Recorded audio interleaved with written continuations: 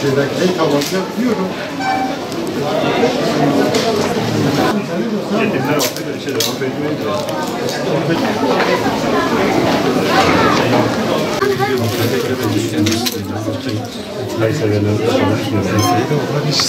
İstemiyorsa kalsın. Şu anda Türkiye'de Van ilimizdeyiz. Malumunuz önümüz bayram. Ondan dolayı yetim çocuklarımızın bayramda giydirilmesi bize Peygamber sallallahu aleyhi ve sellemin bir emaneti. Malumuz Peygamber sallallahu aleyhi ve sellem bir bayram günü oturup yerinde özülen çocuğu almış, evine götürmüş, ona bayramlıklar giydirmiş, ona sahip çıkmış ve o çocuk o günden sonra ta Resulullah sallallahu aleyhi ve sellemin vefat ettiği zamana kadar hiçbir zaman yetimlik hissetmemiş. Resulullah vefat ettiğinde ben yetim kaldım demiştir. Ondan da olsa gerek biz Resulullah sallallahu aleyhi ve sellemin bu yetimleri giydirme sünnetini imkanlarımız el verdikçe, şartlar oluştukça inşallah Teala yerine getirmeye çalışıyoruz.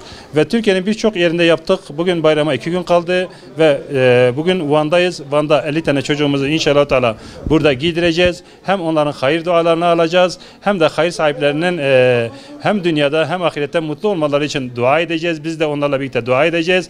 Rabbim bu çocukları giydiren tüm hayır sahiplerinden razı olsun. Rabbim bu çocuklara bayram getirdikleri gibi Rabbim onları da cennetinde bayram ettirsin. Resulullah sallallahu aleyhi ve selleme komşu eylesin. Allah tüm hayır sahiplerinden razı olsun. Böylece bayram çocuklarımızın bayram giysilerini giydirmiş ve artık çocuklarımız yastıklarının altında bayramlıklarını hazır tutuyorlar ve dört gözle bayramı bekliyorlar ve her o bayramlığı gördüğünde de hayır sahiplerine dua ediyorlar. Rabbim hayır sahiplerinden razı olsun.